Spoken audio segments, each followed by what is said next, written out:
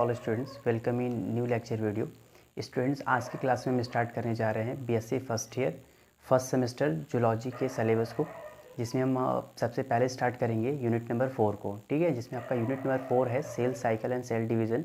It is your first topic of the unit number of 4। Okay, तो जिसमें हम study करेंगे इस यूनिट में कि सेल साइकिल क्या होता है और सेल डिवीज़न क्या होता है। ठीक है, तो first of all if we are discussion about the cell cycle, ठीक है, तो सेल साइकिल क्या होता है। सेल साइकिल को पढ़ने से पहले थोड़ा सा ओवरव्यू देख लेते हैं। ठीक है, सेल क्या होता है। ठीक है, सेल को अगर स्पेसिफिक देखा जाए तो इसके पहले आपने स्टडी किया होगा कि सेल जो होता है हमारे अर्थ पे जितने भी ऑर्गेनिजम्स होते हैं उनका जो डेवलपमेंट हुआ है, ऑर्गेनाइजेशन जो हुआ है वो सेल से हुआ है।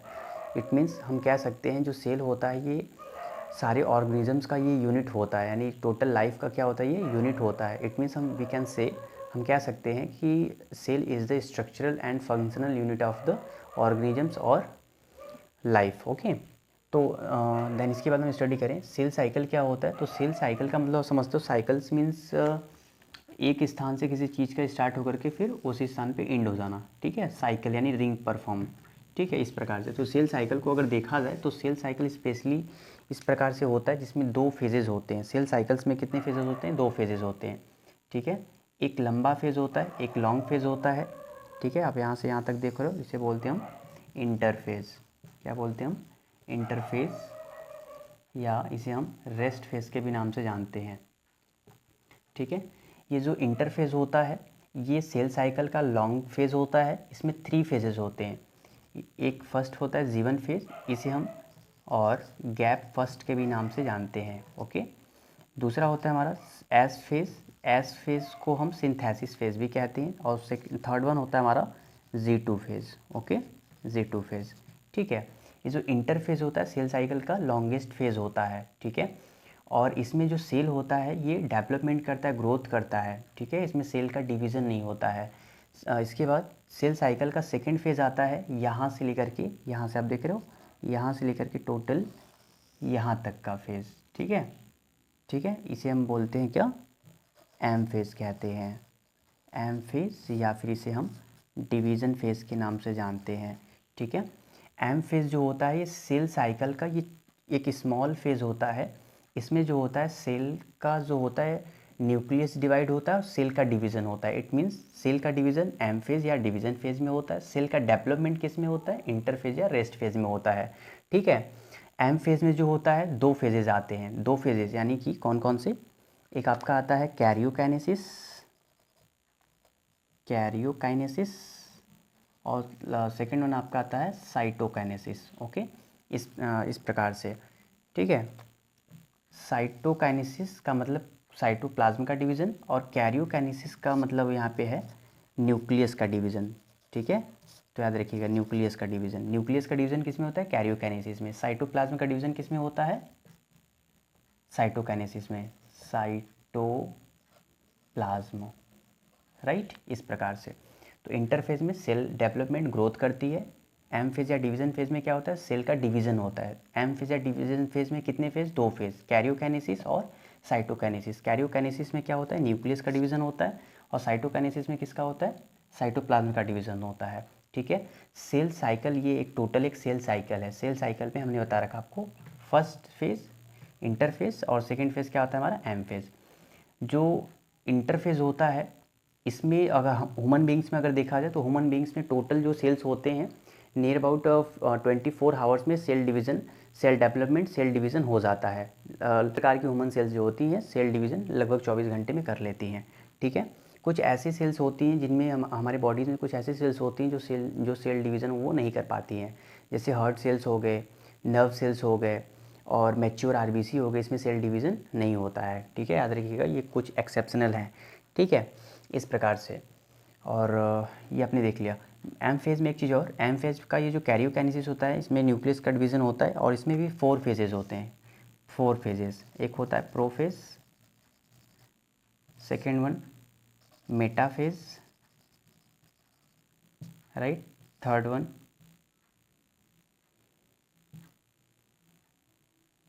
Anaphase, last one telophase. ठीक है, और ये क्या हो गया हमारा साइटोकाइनेसिस है, ठीक है। तो एक सेल साइकिल है, सेल साइकिल इस प्रकार से होता है, ठीक है। तो सारे सेल्स में जो इंटरफेज होता है सेम होता है, एम फेज क्या होता है वो डिफरेंट हो सकता है, जैसा सेल का टाइप हो। सेल का टाइप का मतलब ये जैसा सेल होगा उसमें से वैसा सेल डिवीज़न होगा, ठीक है। सेल्स हमारे बॉडीज में अगर देखा जाए स्पेसिफिक, दो टाइप के स्पेसिफिक सेल हैं, सोमैटिक सेल, राइट, और एक हमारा जर्म सेल्स, राइट। तो स्पेसिफिक हमारे जो जर्म सेल्स क्या होते हैं, ऐसे सेल्स जो हमारे क्या किसका फॉर्मेशन करते हैं, गैमेट का फॉर्मेशन करते हैं, ठीक है। ऐसे सेल्स जो गैमेट का फॉर्मेशन करते हैं वो जर्म सेल्स कहलाते हैं। अगर मेल में देखा जाए तो जो जर्म सेल्स प्रेजेंट है वो टेस्टिस में है, कहाँ है, टेस्टिस में। तो जो टेस्टिस की सेल्स हैं वो स्पर्म का फॉर्मेशन करती हैं, ठीक है। तो इस टेस्टिस की जो सेल्स होती हैं, जर्म सेल्स होती हैं, इनमें जो डिवीज़न होता है वह कौन सा डिवीज़न, मियोसिस डिवीज़न होता है। तो याद रखिएगा, जो जर्म सेल्स होते हैं उसमें मियोसिस डिवीज़न, और जो सोमैटिक सेल्स होता है, सोमैटिक सेल्स में जो होता है माइटोसिस डिवीज़न होता है, ठीक है। इस प्रकार से जर्म सेल्स में जैसे आपने हमें एग्जांपल में बताया, जैसे मेल में जो होता है टेस्टिस होता है, टेस्टिस की जो सेल्स होते हैं जर्म सेल्स होते हैं। ये जो टेस्टिस है मेल गैमेट स्पर्म का फॉर्मेशन करती है। उसी प्रकार से जो फीमेल होती हैं, फीमेल का जो ओवरी होता है, ओवरीज की जो सेल्स होती है वो जर्म सेल्स होती हैं। ओवरीज जो होती है ओवम का फॉर्मेशन करती हैं, राइट। अर्थात हम कह सकते हैं ओवरीज हो गई, ओवरीज या टेस्टिस हो गए, इसमें कौन सा डिवीज़न होगा, मियोसिस डिवीज़न होगा। क्लियर है। इस प्रकार से मियोसिस डिवीज़न क्या होता है, वन डॉटर सेल जो वन मदर जो सेल होती है, सॉरी, वन पैरेंटल सेल और मदर सेल जो होती है ये डिवाइड होती है, पहले सबसे पहले डिवाइड होती है पहली बार फर्स्ट टाइम, तो दो सेल बनाती है, ठीक है। ये सेल जो होती है अगेन डिवाइड करती है और फिर से अगेन टू सेल का फॉर्मेशन करती है। एटलीस्ट 4 डॉटर सेल का फॉर्मेशन हो जाता है। कितने डॉटर सेल का, 4 डॉटर सेल का फॉर्मेशन हो जाता है। यानी कि वन मदर सेल से जब 4 डॉटर सेल का फॉर्मेशन होता है तो इस टाइप के हम सेल डिवीज़न को हम बोलते हैं क्या, मियोसिस डिवीज़न, राइट। और जब माइटोसिस डिवीज़न क्या होता है, जब वन मदर सेल हो और डिवाइड हो और 2 डॉटर सेल का फॉर्मेशन करे। कितने सेल का, 2 डॉटर सेल का। तो इस प्रकार की सेल डिवीज़न को हम क्या बोलते हैं, माइटोसिस डिवीज़न कहते हैं। माइटोसिस डिवीज़न किस सेल में होता है, हमारे सोमैटिक सेल्स में होता है, और मियोसिस डिवीज़न किस में होता है, हमारे जर्म सेल्स में होता है, ठीक है। तो ये आपने अभी तक आपने देखा कि सेल डिवीज़न क्या है, सेल डिवीज़न। आइए स्टूडेंट्स, अब हम डिटेल स्टडी करते हैं इंटरफेज को, देन इसके बाद हम स्टडी करेंगे एम फेज को, ठीक है। इंटरफेज में सबसे पहला हमारा जो फेज़ आता है वो हमारा आता है जीवन फेज़, ठीक है। जीवन फेज़ को अगर देखा जाए तो जीवन फेज़ में क्या होता है, जीवन फेज़ में जो सेल होती है ये डेवलपमेंट करती है, और इसमें सेल जो होती है सारे सेल ऑर्गेनल्स को क्या करती है, डेवलपमेंट करती है। प्रोटीन का सिंथेसिस होता है। तो जीवन फेज़ में याद रखिएगा क्या क्या होता है, सेल ऑर्गेनल्स क्या होते हैं, डेवलपमेंट करते हैं, ठीक है, ग्रोथ करते हैं, और क्या होता है, प्रोटीन का सिंथेसिस होता है, ठीक है, प्रोटीन का सिंथेसिस, ठीक है। तो protein synthesis, cell organelles development किस में होता है, जीवन फेज़ में होता है। और देन इसके बाद जीवन फेज़ के बाद हमारा सेकेंड फेज़ आता है एस फेज़। एस फेज़ को हमने बताया क्या कहते हैं, और सिंथेसिस फेज़ के नाम से जानते हैं, ठीक है। सिंथेसिस फेज़ में क्या होता है कि जो डीएनए होता है, जो सेल का जो डीएनए होता है ये डुप्लीकेशन करता है, अर्थात रेप्लिकेशन करता है, रेप्लिकेशन, ठीक है। रेप्लिकेशन में क्या होता है कि जो डीएनए होता है, डीएनए का जो क्वांटिटी होता है वो डबल हो जाता है, डीएनए की संख्या में डीएनए डबल होता है, ठीक है। यानी डीएनए संख्या में नहीं बढ़ता है, डीएनए का क्वांटिटी बढ़ती है, ठीक है। जैसे आप इस प्रकार से समझो, आपसे आप जैसे डीएनए 2C है तो ये बनाता है फिर 4C, है ना, या फिर 8C होगा तो होगा 16C, यानी कि डबल फॉर्म में हो जाता है, ठीक है। यानी कि रेप्लिकेशन ऑफ डीएनए, डीएनए से डीएनए का बनना ही क्या कहलाता है, रेप्लिकेशन ऑफ डीएनए कहलाता है। तो डीएनए का रेप्लिकेशन किस में होता है, सिंथेसिस फेज में। और जो सेंट्रोसोम होता है, सेंट्रोसोम होता है, सेंट्रोसोम का भी सिंथेसिस होता है, ठीक है। तो याद रखिएगा सेंट्रोसोम का सिंथेसिस और डीएनए का रेप्लिकेशन किस में होता है, एस फेज, यानी कि सिंथेसिस फेज में होता है, ठीक है। इसके बाद G2 फेज आता है। G2 फेज में क्या होता है कि जो सेल होते हैं, सेल में और जितने भी बची हुई क्वांटिटी में, जैसे सेल ऑर्गेनल जो होते हैं डेवलपमेंट और कर जाते हैं, प्रोटीन सिंथेसिस अगर कंप्लीट नहीं हुआ होता तो प्रोटीन सिंथेसिस हो जाता है। यानी G2 फेज में क्या होता है, सेल टोटल डिवीजन के लिए प्रिपेयर हो जाता है, ठीक है। तो जीवन में क्या होता है, प्रोटीन सिंथेसिस और सेल ऑर्गेनल्स क्या होते हैं, डेवलपमेंट करते हैं। एस फेज में क्या होता है, रेप्लिकेशन ऑफ डीएनए होता है, यानी डीएनए जो होता है अपनी क्वांटिटी को बढ़ाता है। जैसे हमने एग्जांपल में बताया आपको 2C अगर है तो वो 4C हो जाएगा, ठीक है। और सेंट्रोसोम जो होता है, सेंट्रोसोम का भी सिंथेसिस होता है। और G2 फेज में जो होती है सेल वेल डेवलप हो जाती है, डिवीज़न के लिए, सेल डिवीज़न के लिए क्या होती है, प्रिपेयर हो जाती है, ठीक है। तो सेल डिवीज़न के लिए किस फेज में सेल प्रिपेयर हो जाती है, G2 फेज में, ठीक। अब जैसा सेल होगा वैसा उसमें डिवीज़न होगा, यानी M फेज में जैसी सेल इंटर करती है तो इसमें डिवीज़न डिपेंड करता है कि सेल डिवीज़न कौन सा होगा। अगर सेल जर्म सेल होगा तब उसमें कौन सा डिवीज़न होगा, बताइए, अभी हमने आपको बताया। अगर सेल जर्म सेल होगा तो कौन सा डिवीज़न होगा, मियोसिस डिवीज़न, ठीक है, मियोसिस डिवीज़न होगा।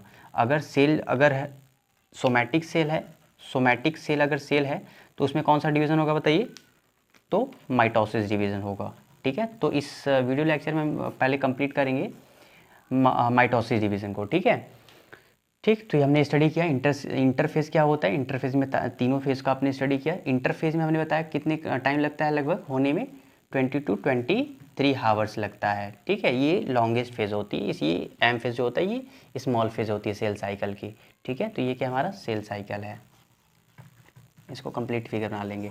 आइए अब हम स्टडी करते हैं माइटोसिस डिवीज़न क्या होती है, माइटोसिस डिवीज़न किस प्रकार से होता है, ओके।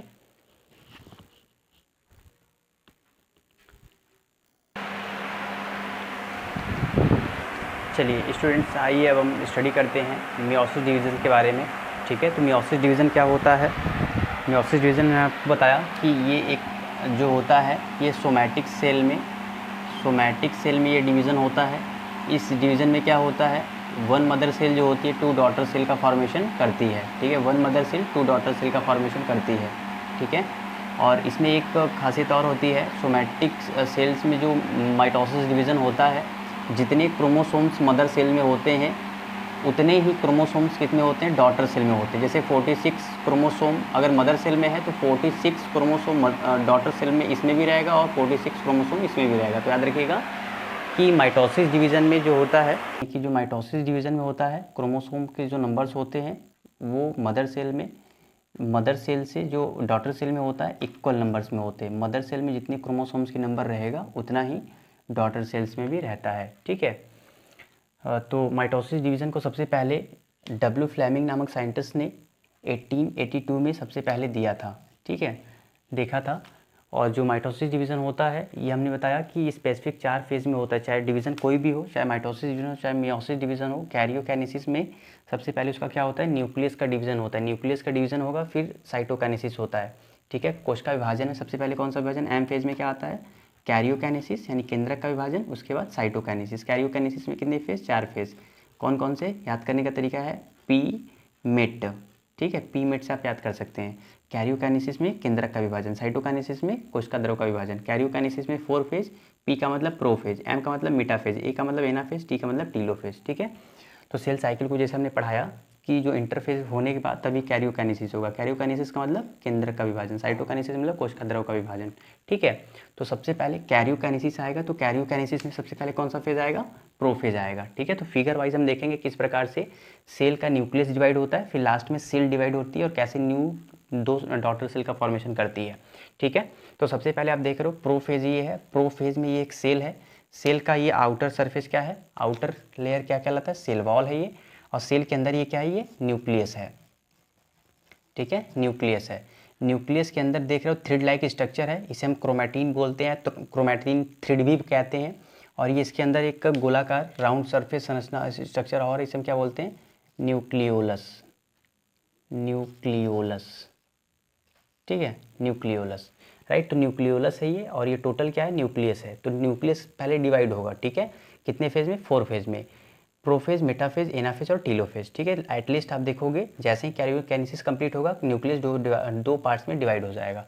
तो आप देख रहे हो ये अर्ली प्रोफेज है, यानी प्रोफेज की स्टार्टिंग फेज की ये है, जिसमें आप देख रहे हो न्यूक्लियस है, इसके अंदर क्रोमैटिन है और ये न्यूक्लियोलस है, ठीक है। और ऊपर की तरफ जो होता है साइटोप्लाज्म में क्या उपस्थित होता है, सेंट्रोसोम उपस्थित होता है ना, सेंट्रोसोम प्रेजेंट होता है, ठीक है। लेट प्रोफेज में क्या होता है, यानी प्रोफेज के लास्ट में क्या होता है, ये जो सेंट्रोसोम होते हैं ये अदर पोल पे, एक ऊपरी वाले पोल पे और एक निचली वाले पोल पे चला जाता है। ठीक है, तो और क्या होता है, ये जो न्यूक्लियर मेम्ब्रेन होता है, ये क्या है, न्यूक्लियर मेम्ब्रेन है ना, न्यूक्लियर मेम्ब्रेन है। ठीक है, न्यूक्लियर मेम्ब्रेन क्या होता है, धीरे धीरे ये डिसअपियर होने लगता है, यानी धीरे धीरे नष्ट होने लगता है। ठीक है, देख रहे हो न्यूक्लियर मेम्ब्रेन धीरे धीरे डिसअपियर हो रहा है। और ये जो क्रोमैटिन थ्रिड था, धागेनुमा जैसे संरचना था गुणसूत्र का यानी क्रोमोसोम का, ये पेयर कर लेते हैं, जोड़े में हो जाते हैं, पेयर्स फॉर्म में हो जाते हैं। तो ये लेट प्रोफेज में होता है। तो याद रखिएगा, अर्ली प्रोफेज में क्रोमोसोम थ्रिड लाइक थे, लेट प्रोफेज में क्या हो जाते हैं, ये छोटे और मोटे, यानी कि ये मोटे हो जाते हैं। ठीक है, ये पेयर फॉर्म में हो जाते हैं, ये प्रोफेज में होता है। इसके बाद हमारा कौन सा फेज आएगा, हमारा एम फेज। एम फेज में क्या होता है कि जो सेंट्रोसोम होते हैं ये अलग अलग पोल पर चले जाते हैं, एक अपर और एक लोअर पोल पे। ठीक है, और ये जो क्रोमोसोम थे ये सेल के, अच्छा देखो यहाँ पे देख रहे हो आप, मेटाफेज में जो न्यूक्लियर मेम्ब्रेन है वो डिसअपियर हो जा रहा है। इसके बाद क्या होता है कि जो क्रोमोसोम होता है सेल के बीच में आ जाता है। ठीक है, जिसे एक प्लेट लाइक स्ट्रक्चर बन जाती है, इसे हम मेटाफेजिक प्लेट भी कहते हैं। तो मेटाफेजिक प्लेट का फॉर्मेशन किस में होता है, मेटाफेज में होता है। ठीक है, इसके बाद क्या होता है कि जो ये सेंट्रोसोम होते हैं, सेंट्रोसोम ये है ना, देख रहे हो आप, एक सेंट्रोसोम इधर, एक सेंट्रोसोम ऊपर है। इस सेंट्रोसोम से स्पेसिफिक एक फाइबर लाइक स्ट्रक्चर निकलती है और ये जो होता है क्रोमोसोम के इस सेंट्रोमियर से अटैच हो जाता है। सेंट्रोमियर क्या होता है, जैसे क्रोमोसोम होता है ना, क्रोमोसोम जो होता है, क्रोमोसोम के ये जो आर्म्स होते हैं यानी भुजाएं होती हैं, इसे हम क्या बोलते हैं, क्रोमैटिड कहते हैं, क्रोमैटिड कहते हैं। और ये जो क्रोमैटिड हैं, ये सब सारे क्रोमैटिड हैं जिसके थ्रू ये जुड़े होते हैं, उन्हें हम क्या बोलते हैं, सेंट्रोमियर कहते हैं। ठीक है, तो याद रखिएगा सेंट्रोमियर क्या होता है, क्रोमोसोम के जो आर्म्स होते हैं जिसके द्वारा कनेक्ट होते हैं उसे हम सेंट्रोमियर कहते हैं। ये सेंट्रोसोम है, ये सेंट्रोमियर है। ठीक है, याद रखिएगा। तो जो ये सेंट्रोसोम होता है, सेंट्रोसोम से एक फाइबर लाइक स्ट्रक्चर निकलती है जिसे बोलते हैं स्पिंडल फाइबर, स्पिंडल फाइबर। ठीक है, स्पिंडल फाइबर। तो सेंट्रोसोम से स्पिंडल फाइबर निकलता है जो क्रोमोसोम के किससे अटैच्ड हो जाता है, सेंट्रोमियर से, है ना, इससे क्या होता है, अटैच्ड हो जाता है। यहाँ से देख रहे हो, यहाँ से निकल रहा है। ठीक है, ये जो ये है, यहाँ से और फाइबर निकलेगा, स्पिंडल फाइबर किससे जुड़े हो जाएगा, किससे अटैच हो जाएगा, क्रोमोसोम के सेंट्रोमियर से। ठीक है, इस प्रकार से अटैच हो जाएगा। आप देख रहे हो, इस प्रकार से ये अटैच हो जाता है, सारे क्रोमोसोम्स के सेंट्रोमियर से स्पिंडल फाइबर अटैच हो जाता है। ठीक है, इस प्रकार से, ठीक, इस प्रकार से अटैच्ड हो जाता है। और आप देखेंगे ये कौन सा फेज़ है, मेटाफेज है। फिर एनाफेज में क्या होता है, जो स्पिंडल फाइबर है क्रोमोसोम को अपने अपनी पोल की ओर क्या करते हैं, अट्रैक्ट करते हैं, यानी खींचते हैं, जिससे क्रोमोसोम जो होता है ये डिवाइड हो जाता है, अलग अलग पोलों पर चला जाता है।